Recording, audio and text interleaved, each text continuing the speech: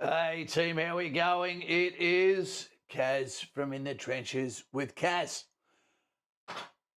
We're here tonight to introduce you to the one-stop shop, infantry, Australian infantry in particular. Hats off to infantry soldiers around the world, those that choose the boot and the pack. Dismounted, mounted, air mobile, Marines. Guys, it is a life that is set apart. We're just waiting for a few people to get on. This is your first time here. I'd rather you get on than get off. And tonight is a stream about the one-stop shop for join the military, infantry in particular, as your first job, only job, not a job, a career. We'll just wait for the chat to start up here. And from there, we'll get into it. I'm trying to hide this. Okay. Wait a sec. I have to call this off. Okay. So Sammy C, first off the bat, there you go, mate. Good to see you here. Joshy Ford's always here, #1 fan. Great to have you. The world is in an unusual place, an unusual spot. If you want to have a comment tonight, I don't care if it's good, bad or ugly. If you want the freedom of speech that you don't actually get in Australia, don't get it confused, then subscribe to the channel. We'll see you pop up there. We'll say welcome, and then you can chat away. But just remember, you're surrounded by humans, and this is a channel that is very, very respectful to those that come here. So bring an adult conversation, and we'll treat you like an adult. 100 points in advance until you prove you don't deserve it. And then maybe the fangs will show. Rampage. Hey, Big Kaz, how's it going? Not good. Not good. I'll quickly explain to you before we get on. Sorry for those that are here for the first time. Before we go into the subject tonight, which is Australian infantry, basically at the moment, because I've got an autoimmune disease, at the moment, I'm on day 5 at the moment where basically my leg feels like it's broken, but it's not. It doesn't swell. You can touch it, you can move it around, and painkillers don't work. So at the moment, it seems to be okay. And I'm doing this to basically distract myself from another night sitting up like a mantis, like a weirdo, trying to get into that comfortable position that just doesn't seem to occur. Yeah. So enough of that. I'm happy. A little bit upset about what's going on with the way people are thinking that it's okay to think that it's, at the moment, freedom of speech to burn our nation's flag. That's never okay. It's not okay to burn anyone's flag, regardless of its political starting point. It is not expression of a debate. It is a physical action. It is beyond speech, and it's designed to create incendiary reaction. You don't see anyone burning it by themselves in the backyard. You always make sure that the people that are about to burn it, always make sure they're surrounded by like-minded people so they're protected. They only burn the flags of those they can think they can get away with doing. There's so many flags that are off limits. Australia is one of the only countries that allow people to fly other flags inside our own nation and show complete disrespect, calling someone a Nazi while they scream river to the sea. Exactly the same or worse message. None of this makes sense. Australia, the flag is not for our government. It is not a representation of our government. It is a reputation of the people. If you're not old enough to understand, because we've been failed by our teachers, because we've been failed by our parents in many ways, not me, my parents brought me up well, just go and travel overseas. See how lucky we are. Also, watch a few of the Olympics and watch the tears in people's faces as they drape themselves in the cloth. None of that is about the government. It is about the Australian people. It is about the sacrifice of energy they've done. We have a beautiful flag, and it's the last cloth that drapes our dead sons as they go into coffins on the way home to their broken and heartbroken mothers and fathers. It is not something that is to be trifled with. The response should be fast, active, and brutal when someone burns a flag of any nation. I don't condone any of it for anyone's flag. With that out the way, I can't change people's opinion. If you need to travel more, if you need to contribute more to the country and realise what it gives you in return, if you need to grow up a little bit, it astounds me. And for someone that's worn the flag on my shoulder all my life, You know, you can probably understand as a father that was in in Vietnam, and I was 4 times overseas myself, surrounded by young men, some of them dead now. You know, you can understand why the people, the wiser people that have walked in footsteps you never have yet, you know, might take offence to it. Right. Simon Powell, there he is. G'day, mate, Mr. Buckaroony. He is a servant of the nation. Ray Stingray Muller. How you going? Now, one of the questions, g'day, Matt, how you going? One of the questions that may come up with people is, why would I want to join the army now? What the government's doing? Just remember, Australians answer the scream in the night. Who needs help? Who can't defend himself? Have we got it wrong? Have we tied ourselves to other countries in the past that have taken us to areas that maybe we didn't belong? If so, which ones? Vietnam, okay. There's a lot of debate about Vietnam, but guess what? You know, when Australians went there, they were also trying to stop communism from creeping down onto Australia as well. You know, and we're greeted by people in Vietnam like we're their long-lost brothers. So, you know, everywhere we've fought, these people are our new brothers, whether they be Japanese, whether they be Germans, you know, whether they be Italians. As far as I'm concerned, everyone is welcome into my house. Everyone, regardless of religion, creed, you know, gender, you know, or your sexual orientation. But just don't go on with other people inside the house about your politics if you're here to have a laxer, a coffee, and a good chat. So tonight, let's get to it. Mr. Buckaroony is a great man to have. For those that don't know, he's got a great channel too, comes from Northern Australia. For all the people at the moment that are in the School of Infantry, that have already started, that have put the signature down, that have put the boots in the sand, that are doing the hard yakka as they get ready for the end of the year, I salute to you. It's not easy. It's never been easy. Do the standards drop a little? Yeah. Okay. Does everything change a lot? Yes, it does. But the beating heart of the man that joins and gets the Skippy badge is always pretty much the same. And everywhere we go overseas, we are surrounded by people that sing our praise because of our actions, because of our mateship, because of our brotherhood, and the fact there is something different about Australians. And I want you to have that life, if that life is for you. You can't fake an infantry life. If you do, you're going to be out within 20 years, or within 4 years.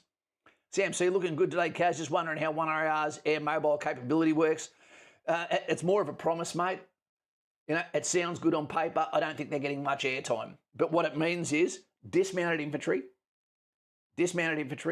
okay, that have a air asset, brigade asset, which is 5 Aviation and others, that pick them up, lift them, and then drop them in another location, and then they do their dismounted roll again, right? It's something that every battalion except 5-7 used to do. Everyone used to be air mobile temporarily until you get dropped off. Just like light infantry, which was all the battalions except 5-7 again, you know, it was the same. You'd become mounted infantry. And I don't mean like jail, prison mounted. So what would occur is you'd be in armoured vehicles and then you'd be deployed. You'd be in naval, you know, and then you get dropped out of those coalition ships onto shores and then you'd be dismounted. You know, you could do a combination of all of these things all in a 24-hour period. Don't listen to the title and actually think you're going to be flying everywhere in helicopters with the doors off, the once again circulated Black Hawks, and that's now your role. Yep. It's the best air conditioning you'll ever get, but sitting outside a chopper. If you're scared of heights, like Kaz is, it's no big drama when you're low, but when you get high, whoo, when they do that drop, it scares the living shit out of you. And when you're pack loaded and tack loaded and you're tack flying and people give you a little bit of a shove on the back, it keeps you awake, believe me. But it is absolutely beautiful, and we love our guys from 5 Aviation as well. One of the best jobs you can do in the Australian military. Rotary wing, become a loadmaster, you know, become a pilot. You know, you can do that while you're in. You can actually go and do the testing for that. Then it requires you to become an officer if you're going to be a pilot, not so to become a loadmaster. So all the battalions except 2 are primarily mounted infantry. No.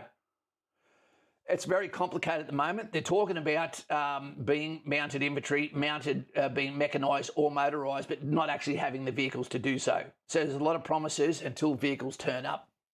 Right? 2RR is amphibious, okay? 3RR has their vehicles already, and I believe they're dealing with the M113s, which is the APCs. The Bushmaster is not, it's mobility only. It is protected mobility. It is not an infantry fighting vehicle at all. It shouldn't be considered that either. Nomad, you wear the badge of the reserve unit. Where are we there? Do infantry reserves have the chance to earn the Skippy badge? Only if you get out, Mad. Only if you get out and become regular RAR, Royal Australian Regiment, mate. I've got two of them here. You know, if you earn one, I'll see if I can give you one. Guys, the reason why I say this about this being your first and only career forever is it ticks off every single box. You know, you've got legends like Mr. Buckaroony who would have been perfect in an infantry battalion. He would have been probably pretty good at special forces as well. He's a pretty dedicated guy. He's not short on the fizz, and he's hard of ticker.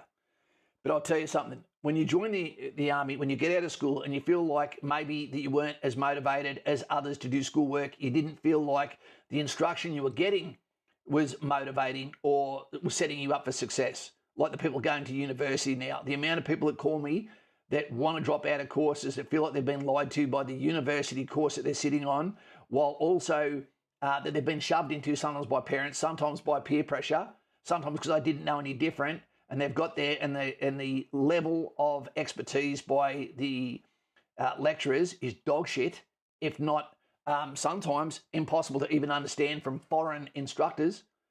But they're almost being told because of their political way of leaning that there won't be a job for them in the career they're going for, or that their career may not even exist by the time they finish their course with the AI revolution. It's crazy.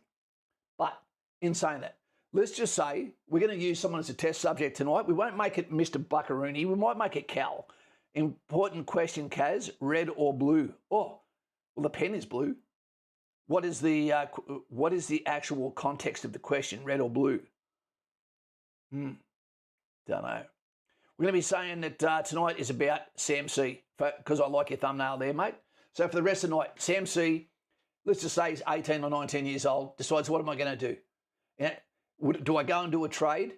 Which ultimately, when you do that, now you've been bootlegged into that, and you'll do that for the rest of your life probably, because it doesn't make sense to do 4 years, then start something else again.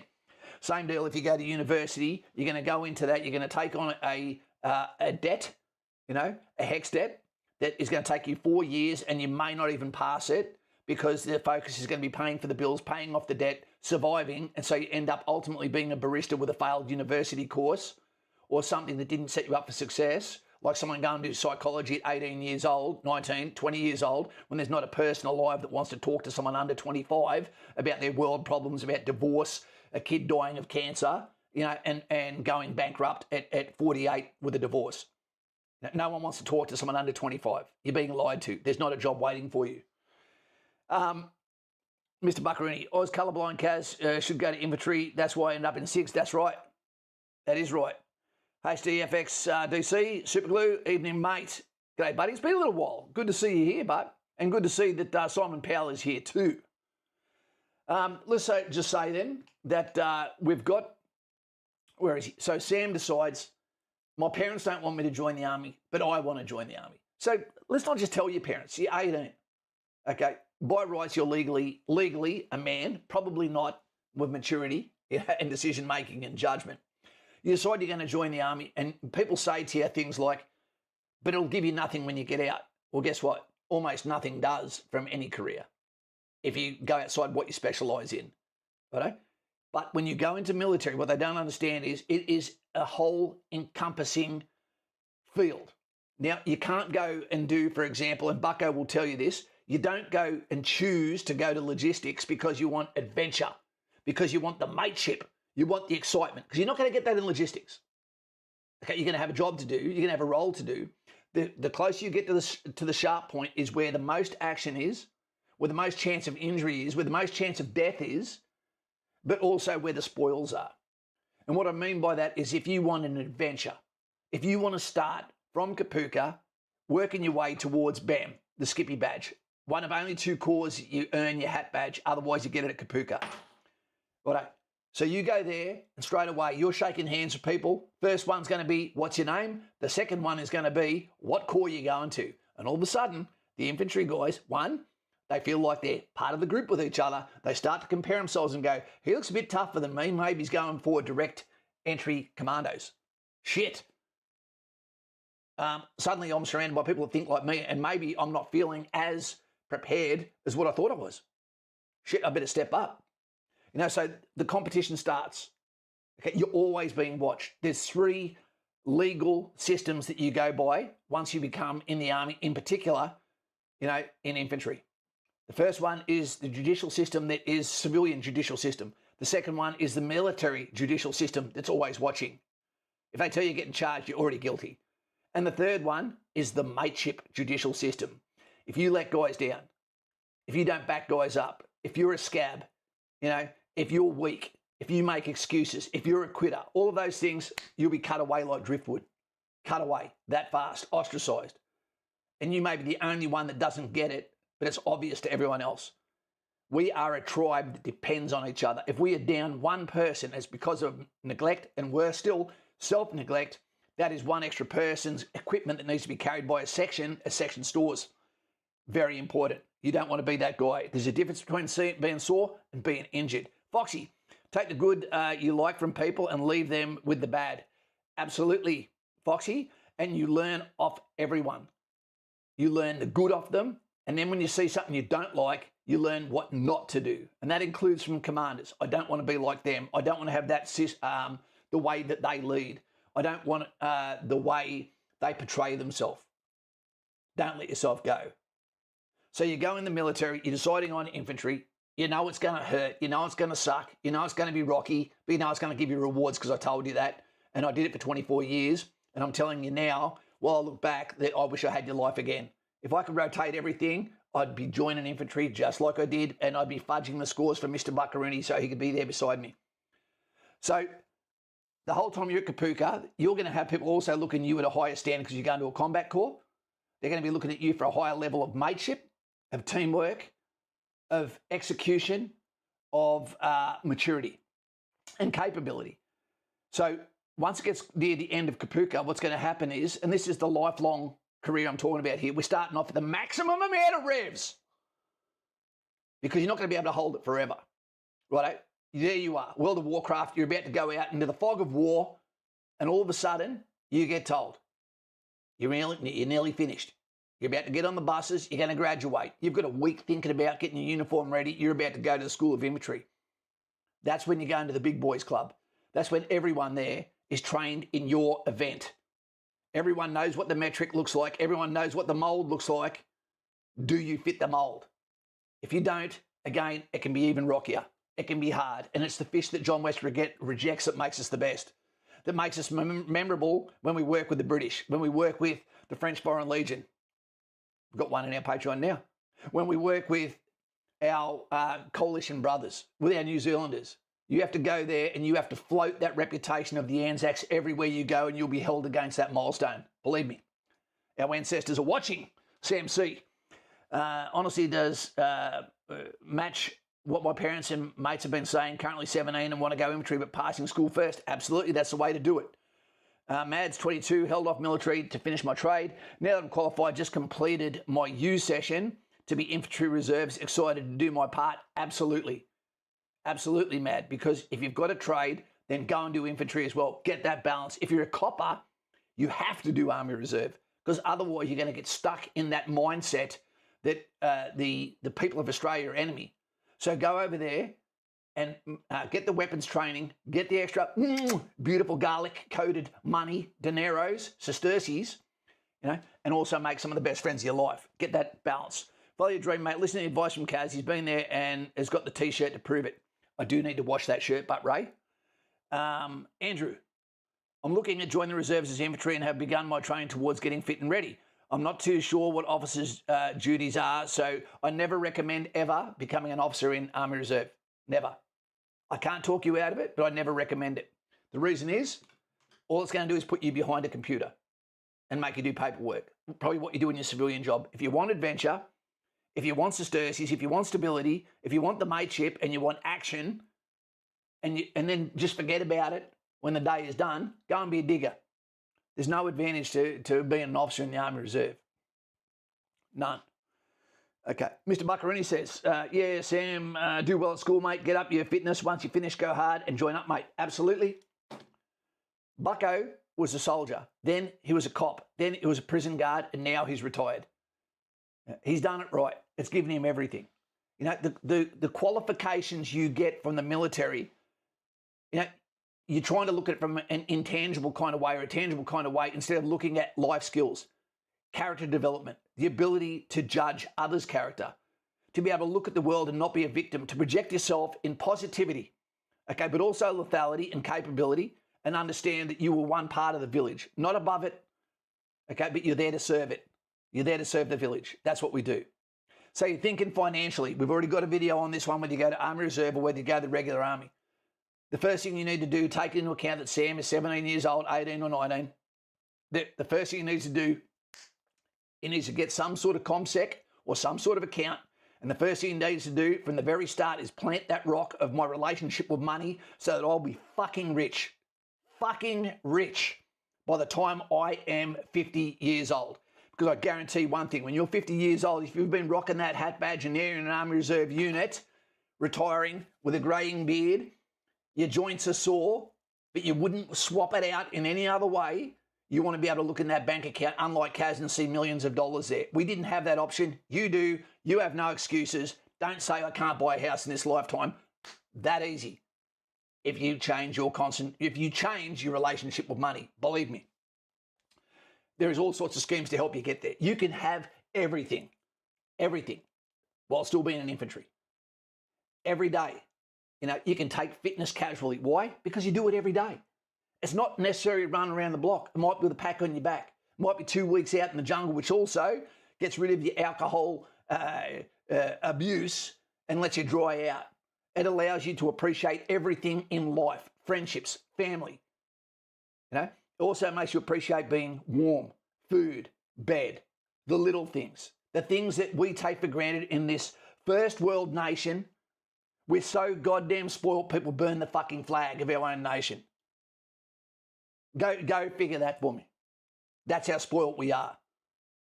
You know? Disgusting. Anyway, so you go in. You get to the School of Infantry.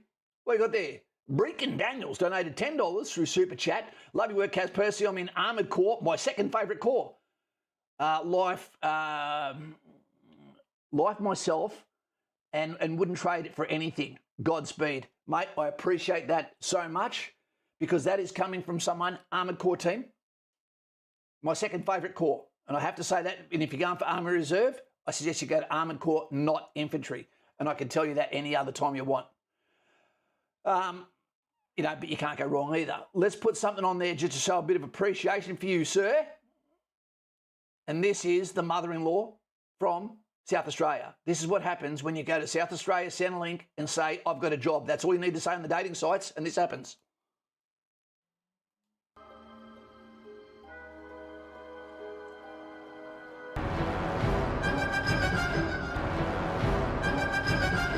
It's a Kraken! Feed him a mother-in-law. That should make him happy. Welcome, Calamari. Thanks very much for that, Breakin Daniels. Mate, left stick, right stick, fuck stick. That's what they call us in armour. Right, and well done to your Skippy your badge beside the Skippy badge. We both share the line, the forward edge, the battle area, the fever. Right, so you get in, you get an account, right? And all you need to do, because you have to put a minimum of $500 in there, is bam, put the $500 in the bank account. You know, you might do an allotment to it that every fortnight $500 goes in. What else are you doing with it? It's going to sit there and it's going to rot away, you know, if you leave it in a bank account. Okay, so you put it in something like an ETF and you just let it kick away and you're never going to spend it. It's going to continually grow because time is your friend. The eighth wonder of the world. Right. So we look at things from a financial perspective. You've already changed your relationship. Does it make you rich that you're saving your money, investing it? No. What makes you rich is now you've got a relationship with money that says, I'm not going to spend it all. And every single pay, some of it's going in there, some of it's going in there. And now I start educating myself on that. And before you know it, you're looking back going, holy shit, I've been in for 4 years. Everyone with university's got not a cent. Almost everyone with a trade has got not a cent. And here I am sitting pretty. And at 4 years in where I've got options to do whatever from here and I've already got over $100,000 in the bank. That's not bad. That is called options, my friend. And that's where we start to skill up after the 4 years too. The best out of ourselves. So the money's squared away. That'll also make mum and dad happy that you've got a good relationship with money. And we've got people right now that are in the army that talk to me every day that are making a fortune from their investments because they've got a relationship with money that I didn't have. I don't believe Bucko, tell me if I'm wrong, had when he was my age. You know, we didn't get taught about any of this sort of shit, but you guys are getting taught now. We do eat crayons and they don't taste well. Speaking of ComSec, what the hell happened today? My account has been looking good last week. I've checked before this live and looks like it has taken a dive. Yeah, mate, the S&P 500 today went, it always happens around September, but the whole point is you don't take it out. You know, you just keep adding to it. Time, just watch it over, zoom out, look at it over a 10-year period and look at it. It's almost like a straight line going up. Don't worry about that, Cal, or when you get nervous, just give me a call and we'll laugh about it together because I've got a lot more in there than you. So I've got the money sorted. Your friendships. Now you're going to be surrounded by people that always have money in their pocket, and if they don't, you don't want to hang around with them. Now you're a complete gauge of the people in and out of work. When you're in infantry, it is a 24-hour-a-day immersion. As a matter of fact, it's that in Army. You know, whether you're Foxy, okay, whether you're in Armoured Corps, whether you're in Engineers, okay, whether you're in Storeman, whether you're Special Forces, every day is 24 hours a day. You're hanging out with the people that are in charge of you. You're hanging out with the people that you're in charge of. You own the things you do, the things you say, and your perception and your nickname and your reputation. So what I'd say to you is hit the brake, slow down, and stay a digger for as long as you want. Because we're talking about a 40-year career. Okay, let's talk about a 32-year career if you start at 18. Now you're guaranteed to be a millionaire if you invest your money by that long, you know. And what occurs is you will actually learn by watching. When you're a digger in a rifle company and you're watching, let's just say you're in Alpha, Bravo or Charlie, and you're thinking, I wanted to be a sniper, I wanted to be 2 Commando, I wanted to be SASR, you know, that's what I wanted to do. But then you're sitting there for a while and you're thinking, no, what? That's not what I want anymore. That isn't what I want anymore. I actually want assault pioneers to come back, the infantry version of engineers. You know, maybe I want to do mortars.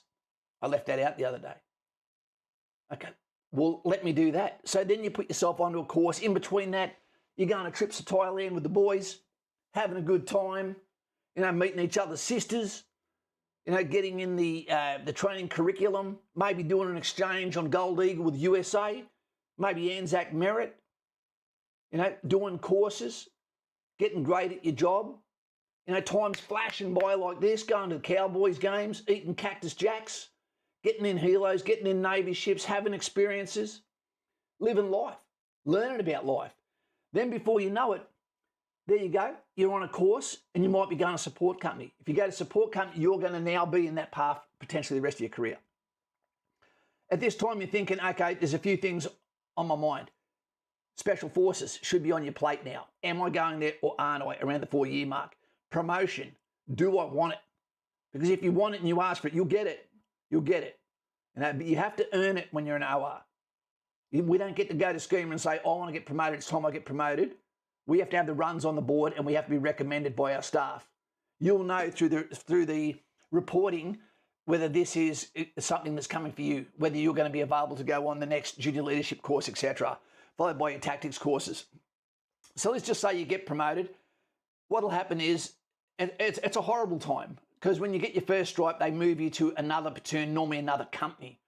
So you're not, familiarity breeds contempt around people that you were your best friends with, because you're going to have to give them the bad news when you're 2IC. It sucks more than any job. It's like captain. That sucks too.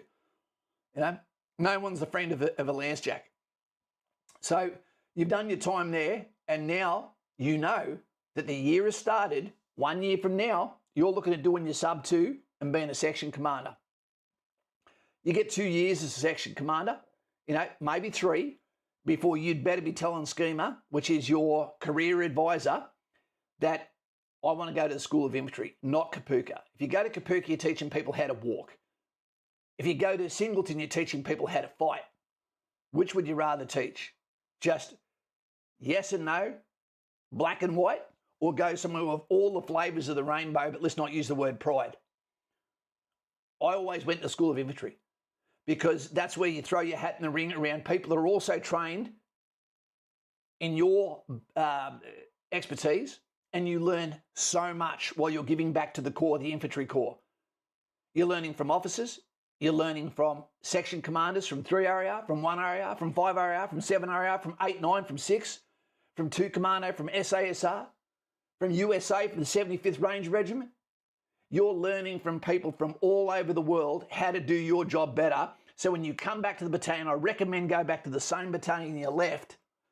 Treat it like your footy team, evergreen. And then you go back as a sergeant. And now you're going to be an advisor to a platoon commander. By now, you're probably on your second marriage. Hopefully, it's your first. You might have kids now. You might have a belt that feels like it's getting tighter and you've got to do something fucking about it. Your bank account's going up. Maybe you've decided to buy a house. Maybe you're not. Maybe you're getting compound interest and it feels great. You know? But again, you can be eating Cactus Jacks. You're getting paid to stay fit. Getting Easter leave off, September leave off, Christmas leave off, all of these holidays more than what you'd ever get as a tradie or as a university graduate. Yeah. The whole time, 24-hour immersion. At the School of Infantry, you're going to dining in nights. You know, you're taking your girlfriend, your wife to dinners where the men stand up and salute the women with toasts.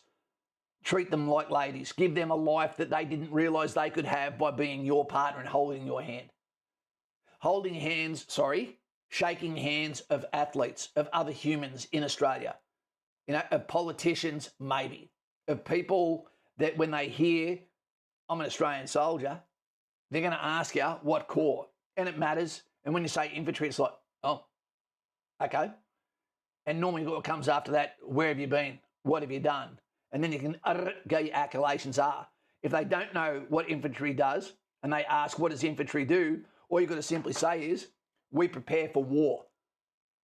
You know, what you see the people, the Ben Afflecks and that doing in movies, what they're doing is trying to replicate what we do every single day. And I probably don't look like Ben Affleck, but it doesn't mean my commitment to this role is any less than the character that he's portraying. You can't tell the difference between someone, or you can sometimes, between someone who's commandos, SAS, and infantry, because they all started in the same fucking spot. They all start in the same spot. It's the skill trees that you decide, I want more, and then you follow that path. It's fantastic. We often go and chase something that was one step beyond what our capability is. People often get promoted one step above what their capability is. Now, everything changes after sergeant because now you're not going to be based with the soldiers over in the platoon environment. You're going to be outsourced to other training facilities, you know, junior leadership training courses, combat training centre, you know, preparing people for operations, School of Infantry, whether it be learning about leadership and tactics. You know, when you become a warrant officer, you're now over with the company headquarters and now almost everything is paperwork. The most senior soldiers in the Army, and here they are getting wasted on paperwork rather than be trade testing officers and keeping the standard up. Teaching the section commander, the sergeant, that doesn't realise how much he doesn't know about his job yet, that this is what you need to goddamn well know. And when you talk to me, you're not talking to Kaz or Freddie or Mr. Buckaroony, you're talking to 1,000 conversations with professional warfighters from all over the world that have come together in war game situations, conversations, and future without ego and sometimes with ego, backed up by capability, you know, and gut feeling and the fact that they're still above the ground, you know, and you're now got this wealth of information that cannot be found online because we're not allowed to talk on here about TTPs, tactical techniques and procedures, about SOP, standard operating procedures, about the things that make us so different, the reason why we never lose. You're going to have those conversations every day, professional conversations over coffee. Fantastico. You're going to love it. It's going to make you someone that you could not explain to a civilian enterprise. But then when someone's the CEO of a company and they find out that you are ex-military, sometimes you will be straight away jettisoned to the top of a list because they know they're dealing with someone with no nonsense. But the expectation is back on you that you fulfill those duties to the level. Now, I know some people right now that far exceed what their bosses and even their commanding officers are doing now in the civilian world that started off with private soldiers with me. Some are scientists, some are general managers of private companies, some are running logistics, through airports. Some have got their own businesses, multi-millionaires. There is success all around me with the people I call brothers, and in our role that you can continue on and on and on, and you get to the stage where you rinse and repeat. Okay, your life is kicking on, your finances are going up, the paying conditions are improving all the time. You're a father, you're a friend, you're an uncle, you're a brother to so many. You're part of the footsteps of history and the future. And you cannot even compare this to anyone in the civilian industry that are all trying to look at things online that replicate what you actually fucking do for real every day. Is it boring sometimes? Absolutely. Is it hectic sometimes? Absolutely. But every year you are getting paid to stay fit. You're getting paid to stay healthy. You're paid to stay activated in a role beyond the age of 40 where people are starting to tap out and think, what else is going to happen in this world for me? I feel like the engine's run down. I felt like I had too many bad habits when I was younger. What's left for me? Well, your engine's still ticking on. As a matter of fact, you might be starting to think, it's time I went to an Army Reserve depot at Ballina and surfed, where I'm now the custodian of people in the Army Reserve that come in and I'm teaching them the wisdom. When the guy's here, he's one of my diggers. When he's out there, he's a cop. He's a pillar of society. He's a paramedic. He's a dad. And now they come in there and I make their life fulfilling. I restart the engine. I get them into fitness, into brotherhood, into mateship, into stoicism, into being the best possible version of themselves they can possibly be so they can look at their actions and they can do that for the rest of their career in the Army Reserve, serving the nation. It's a self-licking ice block. And then by the time you're 50, who's ever going to look at you and say, dude, you did 32 years. Mate, you shouldn't have to even mow your own lawn anymore. You should be bringing up beehives, talking to Kaz and Bucko, and enjoying the sun on your face and your injured bones while you count your dineros and watch the share market move. That's never going to end for someone that's in a trade. Those guys are the backbone of this country. But as soon as they stop working, man, and if they've got a divorce, they're screwed. The day they stop working is the day the money stops coming in. Guys, infantry is the one-stop shop. Stay in forever. Keep going, keep going. You're going to be Special Forces. You're going to be RSM of the Army. What are you going to get to? No, I'm starting to peter out. I'm running out of fuel. Splutter, splutter. I'm going to an Army Reserve depot and staying in until I decide to get out, until I get sick of fishing, until I actually like being at home because my missus has stopped nagging me enough that I can enjoy the last half of my life. Southern Bushcraft. Bricken. Joined at 18 in 2023, gave me an honourable uniform and clear mindset, set me for life. What more can you say? What more can you say? Jaden, is police a common job that people join after their time in infantry? I'd say it is, but I'd say it's usually a mistake unless you get in there and do Army Reserve as well. You don't go to the police force for mateship team, yeah. Jaden, there were quite ex-military lads in the Queensland Police Force. Heaps went into corrections as well. Absolutely. I think a lot of them chase the dragon and go to police thinking it's going to be another version of mateship, etc. I think it pays better, but I think it lands flat when it comes to mateship, adventure. You've got very, very proud people that go and become a police force and then they only see the worst side of society. I don't think that's what you should be doing, is embracing negativity near the end of a career. Evening all, how could anyone vote in favour of the lying media and government? Yeah, I totally agree, mate. I totally agree. We're seeing people yelling at politicians in the USA that kiss the flag and hug the flag, while ours won't even let you fly it. Brady, the mainstream media is putrid, mate. It is. Notice they have all taken their comments off their pages. They don't want to hear the truth. Absolutely, bucko. And I think that we need to get a positive message coming back through our school. You know, what do we love about our country? We have got a beautiful country. We always hit so far above what we should. We're a country just over 200 years old, and we're already a first world nation that comes in the top 4 of the fucking Olympic Games every time it's on. That should be impossible while we've got people with countries of over 100 million that still call them a developed nation.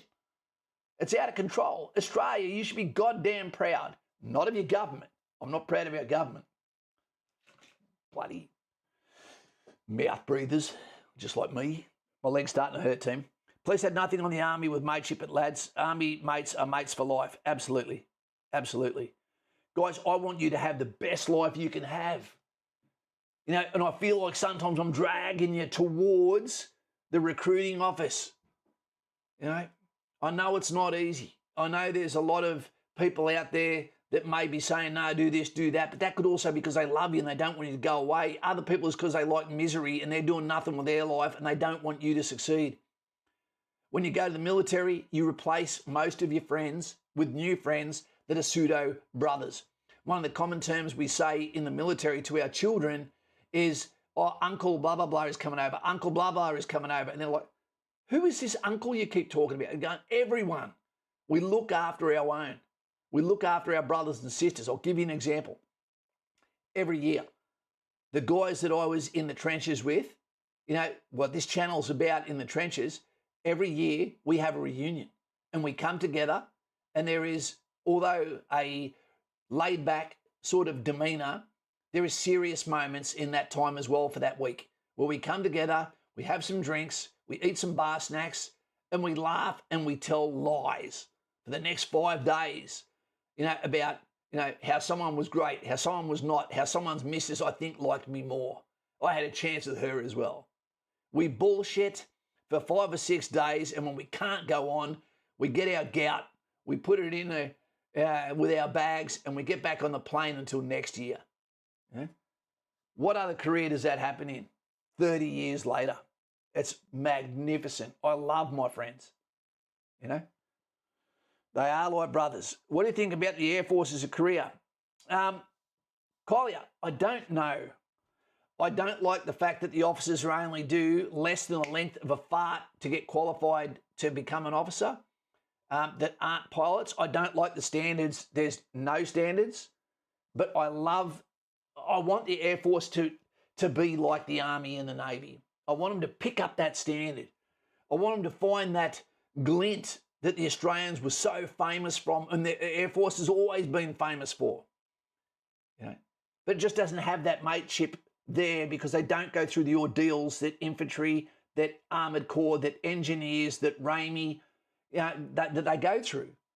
So if you're never dirty in your career and you're eating steaks outfield watching a movie, how can you feel like you're on the path of the last frontier? You don't. But it's a choice. If you choose to go there, there's stability, there's good pay, there's professional workplace. You know? The people that go to Air Force quite often had parents that were in the Air Force. Right? You're going to be a product of what you came from. We've got a fantastic guy who's a father, who's going in, oath or affirmation, tomorrow, who's going into Air Force. And he's a lovely dude, Steve-O. Now, call out to you. He's having his last meal with his family tonight, about to kiss his beautiful little girl goodnight. But then he's going to produce a family for his, and he knows this is the last career for the rest of his life. And I couldn't be more proud of him. And he's going to Air Force. And I just wish I could be there to watch him sign up and get teary-eyed as he realises what he's doing for his family. Same with Navy. You know, I'm going to talk shit about the Air Force. I'm going to talk shit about the Navy. But that's because I'm in the Army and that's what we do. And it's reciprocal. We do it to each other. It doesn't mean I wouldn't help them. It doesn't mean I don't buy a drink from on Anzac Day. Yep. I would say you go for what you think suits your personality that you can do for the rest of your life and don't change. Because there's a lot of shit coming our way in this world, team. There's a lot of shit and there's a lot of careers that are going to disappear. get something and don't change because you didn't like it today, because tomorrow you're going to go back to loving it. Maury, hey, guys, got my enlistment in the ADF as artillery. Shot over, shot out. Wanted infantry, but was told it was full. Still have to go artillery and serve the nation, but I reckon I got stitched up. Maury, if you want, when you go to Kapuka, just ask them. I did. Is there any chance I could, just switch over and go to 343? I won't complain if I don't like it later. And they might go, no worries, mate. We've got a place. If someone from, you should be proud. Artillery is a great corps too. If you've got someone in infantry that pulls out while you're at Kapuka, go, can I have that guy's spot? That quitter's spot? Can I have his? And maybe they'll say yes. You can only ask. Jaden, Case, is there anything else they should add to the infantry course at Singo? It's already the longest it's ever been, mate. 16 weeks. I think what there should be is an overarching qualification that there used to be when I was an instructor there, that they got rid of, was a overall assessment, like is meant to be with officers, that is physical toughness. We used to be able to put our hand on our heart and back squad someone, say they are not physically tough enough to be able to go forward, therefore they're being back squatted. We used to be able to do that. Now that was because we knew that they were going into live firing, and if they weren't fit, they were dangerous. The rear man of a fighting formation is the danger man, because his weapon has got the most arcs of people in front of him. Brady says sports are now putrid as well. Look at the way they behave with the privilege they have just given. Just watch your footy whilst we destroy our country. Yeah, that's what it is. It's the big distraction. It's always been there, Brady. Collier, how would you deal with injuries from being in the infantry? You just suck it up, mate. You just suck it up. But I don't know a tradie that's not injured either. I have more compassion for a tradie than I have for an infantry soldier. And I'll tell you why. Our medical is completely covered. Top tier. No wait. Front of the fucking line. Every time. When you were genuinely injured in service. Yep. Something happens to your mum or dad or your sister, mum and dad and Danny, your dog. You get on the next plane home out of Saigon, paid for by the government, by the taxpayer, thank you very much, not your cow, to go home and see your loved one as fast as possible on a Mercy flight. That doesn't happen in any other role, mate, politicians. When I see the tradies, that I look at the tradie and I always think, that guy'd be perfect in the army. That guy'd be perfect in engineers. That guy'd be so valuable in Ramey. That beautiful woman, I wish she was my dentist when I was in the army. I would have brushed my teeth more and maybe drank less coffee. I see all these people in the street that I know would have had such a good life in the military. So if you're not going to join the military, join the Army Reserve. Do both. Do both. Guys, gals, how do you deal with the injuries? Yeah, it gets dealt with. We get great doctors. Patrick, do you have any injuries from service? Absolutely, mate. Absolutely. So my back is screwed. I've got lumbar spondylosis. When I see someone do hurdles, my arse nearly falls out. I've got, you asked, I'll tell you. I've got post-traumatic stress disorder. That was from Rwanda in 1995. Nothing since, but since 1995. Okay, when I was Rwanda, where we had to look down the eyes of killers that were preparing to kill people, children, with bladed weapons, not guns, while we were there. And then we had to clean up the mess afterwards and then go back, sleep with that on our clothes and go back and do it again the next day. That is un-Australian. We shouldn't have had to do it. We should have saved as many as we could and we didn't. Could have we? Don't know. There's things that could have been done. But I've had to live with that, and it wasn't really until I saw children and I hear children and it upsets me and it triggers me and I go straight to 100% with anger, ready to throw down when I see some things occurring. Sometimes it's just a mother, the way they abuse children, get away with it in a shopping centre, grabbing them by the arm, pulling it out of their socket, dragging the child. You're going, if anyone done that to a kid that wasn't their mother, they'd be going to jail. What they're doing at the time, that is not correction, that is abuse. And when I see that, sometimes I've had to step in and say, that's a fuck enough. Get your hand off your kid if you're going to grab them like that. Stop it. But then sometimes as a father, and for the mothers and fathers that are out there, sometimes when you go off at your kid, you look at yourself in the mirror and go, I can't believe I spoke to my kid in a way that I'd never allow someone to talk to their kid or mine. So that is a terrible thing. I've got Crohn's disease. I don't even know where I picked that up. Probably from teasing Navy about their anus-related sports in the shower blocks. I've got a lot of things that are wrong. I'm always sore, but I wouldn't chop any of it. I wouldn't change any of it. When I'm sitting on the shit house and it sounds like someone's tipping porridge down a drain on a jail fucking bathroom floor, I sit there and have a laugh to myself and compare notes with the other injured people and think, at least I'm not Bucko. Sorry, Bucko. Guys, you're not going to get through this life without injuries. Waynham, I'm thinking proper preparation beforehand should help alleviate load bearing, and can't do anything, man. There is nothing you can do. When you're carrying 70 kilo packs, and beyond in adverse conditions for 6 months at a time, it's just part of the course. It's the same as being a brickie. It's the same as being a rugby league player. There's no one that's ever played for the Wallabies whose body is going to be in good condition when they're 55 years old. None. That's why they get paid so much at the start. Bucko says, Kaz saw some horrific shit, folks. Things no person should be subjected to.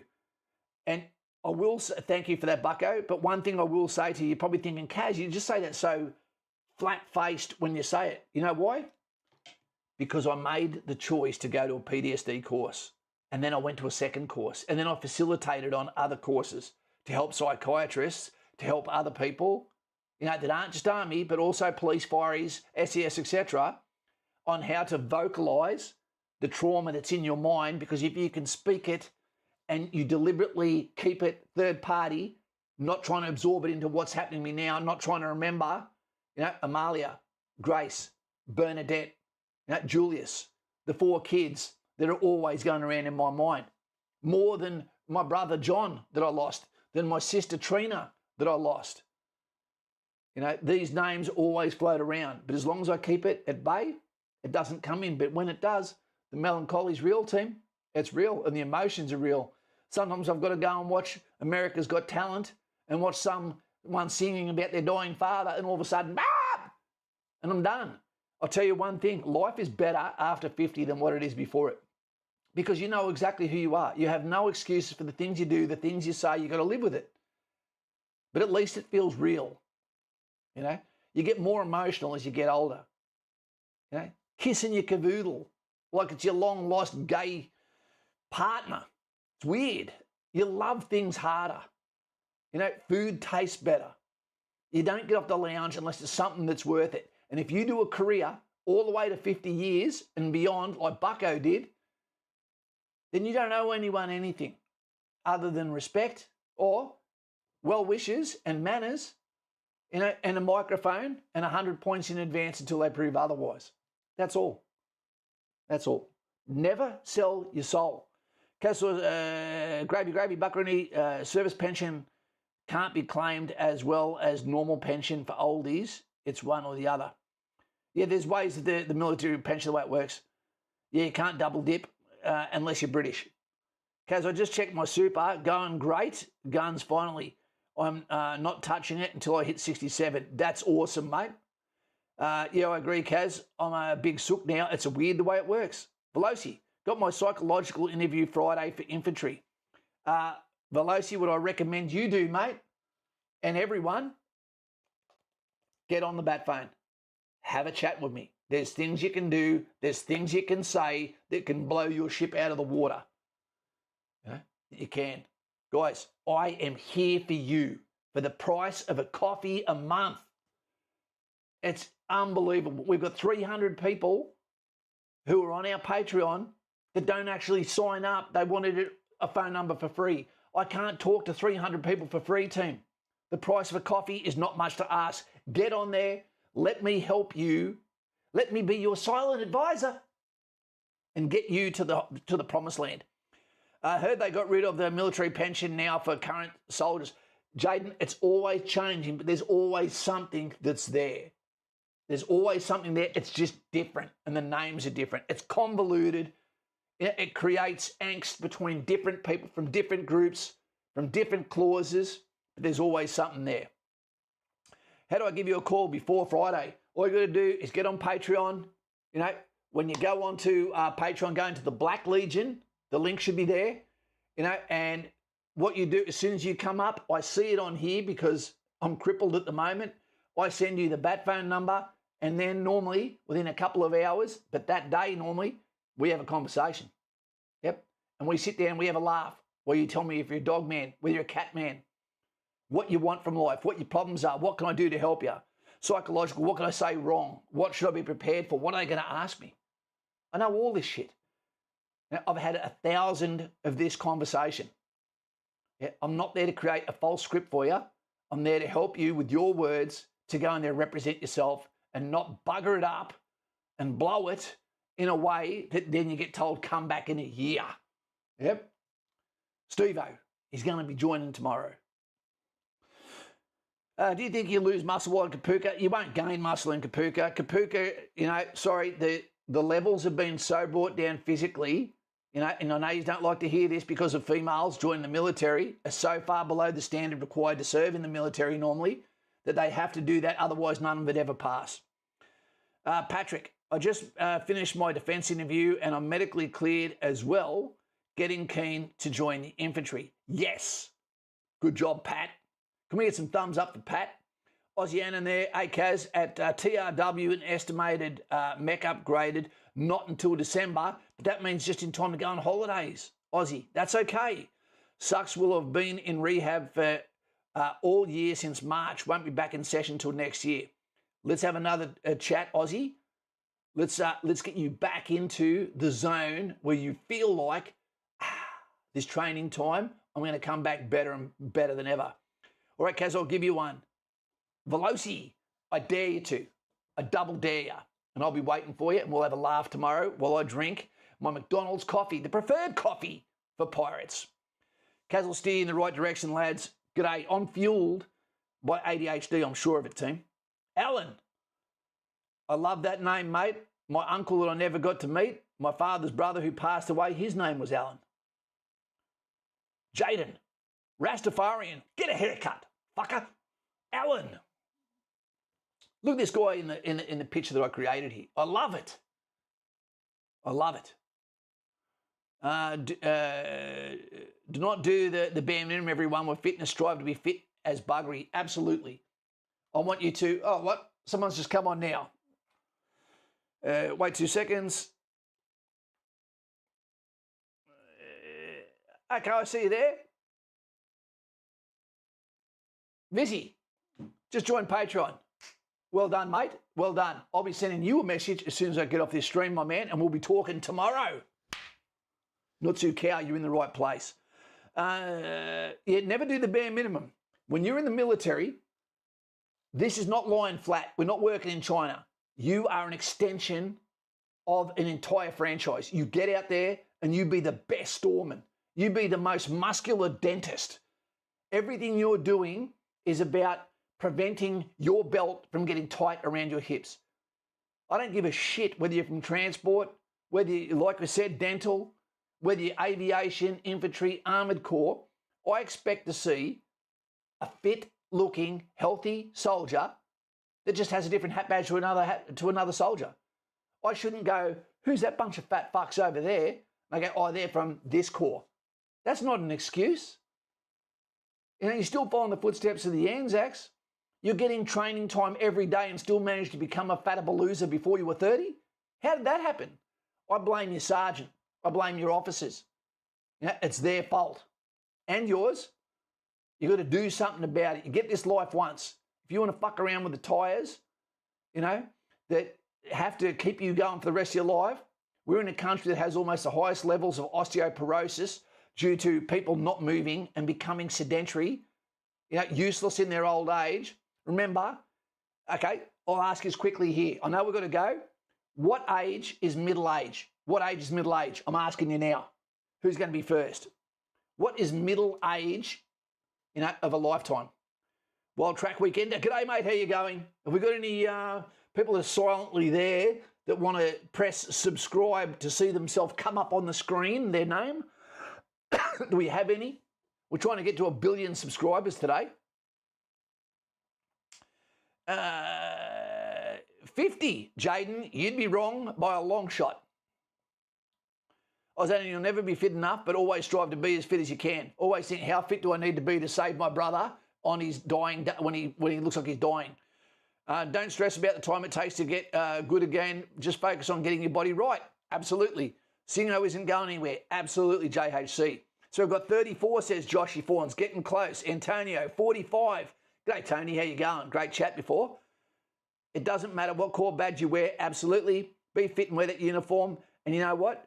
When you say you're from another corps and you turn up fit, everyone that's infantry, everyone that's special forces, everyone that's armoured corps goes, "G'day, mate. Nice to meet you.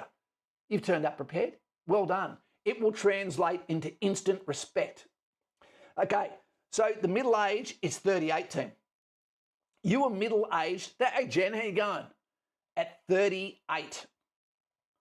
The life expectancy of Australians is 74. The average life expectancy, 74. But I'm telling you now, at 50, it's all over for most Australians. We're seeing Australians now whose life is over at 25, already morbidly obese, unable to get upstairs, reluctant to go upstairs, sedentary. It is scary and it is heartbreaking because you're not allowed to say the truth. 38, even if you were fit, your body, do you think you're honestly going up Machu Picchu? Do you think you're going to the pyramids when you're 74? No, you're not. Most people can't get on a plane and go abroad because of lower limb stresses and body ailments from 50 onwards. You need to live your life like you're in the fast lane. Get that engine going. Get those the red line going. Push your engine. Know what it can do before it conks out. Kramer, how far will the fuel needle go for those that remember? I've got a sniper coming to stay with me as of tomorrow or the next day. He's one of the best men I've ever met in my life. He's an entrepreneur of good foods. And yeah, I can't wait to take him over to eat some good food. And he's looked after his body, but he's fallen apart too, and he's my age. Thanks a bunch will do. Hawko, hey Kaz, Jaden. Damn, I'm 19 and I feel middle-aged. You're quarter of the way. You're more than quarter of the way. People don't think that, man. They think 50. You go, no way. The way you treat your body before 50 determines whether you have a life after 50. It's too late to change after 50. You've cooked the book after that. Harley, 1980. Would you be better off going to 5-7 RAR before trying out for SF? Well, it makes no difference. You should go to the battalions, I reckon, Harley, to learn, to give yourself the best chance. I get to see the guys all the time that are going for direct entry, special forces, and they're good to go. They're big, they're strong. They all look like NRL players. Straight of limb, sure of eye, confident as hell, good communicators, self-starters. They just look different. They're built different. I believe that this generation, right now, we tease it a lot, but I've seen the best people I've ever seen that are 18, 19 years old. They've already got their shit together, but it seems like everyone these days is either a legend or a loser, and not much in between. Harley, 100% go to the unit before selection. The experience will help. The thing is, Harley, we learn about ourselves in the battalion, and everything is about a journey. And you need to know exactly who you are, and what your break point is, and you still won't be totally prepared for anything you do with Special Forces. It's special for a reason. It's special because they do what no one else does when no one else is watching, and they do it without complaining, not just externally, but fucking internally. They're special. You need to learn how to be a soldier before you can think. Most people don't make it into Special Forces. Absolutely. Jackie Kwambi drinks her bath water. She's off the reservation a little bit at the moment, isn't she? How fast does it go from 17 to 50? Goddamn quick, Benji. Very quick. Wild track. I'm 52 fit and looking at doing Kokoda. Just waiting on med and psych test. Dates for Infantry Reserve. This channel should have 1 million subscribers. Keep up the great work. Well, I appreciate that Wild Track Weekender. And what I recommend is when you go for Kokoda, actually find out one of the names of one of the Aussies that died, you know, and then let the guides know, my friends know the guides, and then let him know when I get to the position, where did this guy actually die? Because when you go over that track over where he is, the melancholy of you carrying this man's name through that full Kokoda experience, I think is going to be so empowering, but also spiritual for you. I think it will change your life to carry that man's name. And it shouldn't be someone that you know. It could be on the Wandumi track where you just get someone's name that died there and you give a name to each person and go find out about this person and then carry it with them. It'll be like they're talking to you every step. If you can't navigate, you'll not pass selection. Navigation's hard, man. Joseph had oldies go infantry. Buckaroo Wild Track. I did Kokoda in 95 when I was very fit. It's a tough slog. That heat can take you down. Hawko. I'm taking my dad to Everest Base Camp this year, so keen. He's kept his body in top shape. Absolutely. Living life is what it's about. This guy in the image, you know, he's doing his solo mission there with his brothers in the background, you know. But everything we appreciate in life is made by hardship and pressure. I'm going to go now, team. My leg is feeling the pressure. It feels like it's going through a divorce. But I couldn't not put this up here for you tonight.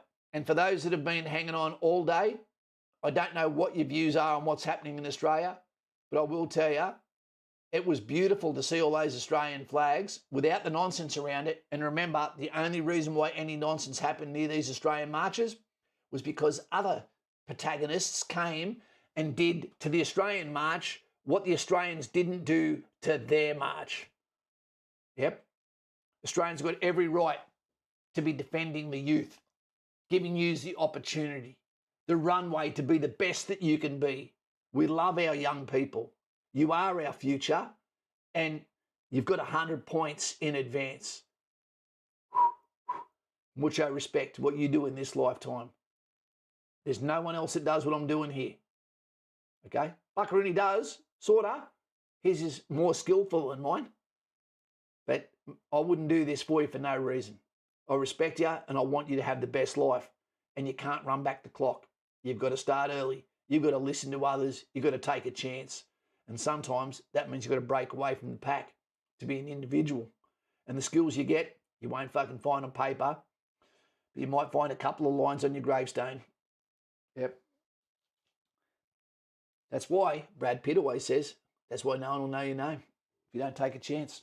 See you later, team. Mucho respecto. And to all those that love the country, Antonio, Alan, you guys are worth it. Benjamin Button, Buckman. Cheers, Kaz. See you later. And I still call Australia home. It's girt by sea, and we're goddamn lucky to have it. If we're not careful, we won't have it much longer. That's right, Berry. That is right. Great chat tonight, Kaz. Well done, mate. Buckaroony, you're one of my favourite people in the world. I want to see you in 2026. That's going to be on my list. See you later, guys. You're all worth it. Become a member or jump on Patreon and let's have a conversation tomorrow. See you later. I dare you. I dare you. The Black Legion. That's not racist. Love you, Kaz. Have a good night. Joseph, you know, you and Mary, you gave the best son the world could have. You know, love Jesus too. God bless you. God bless your families.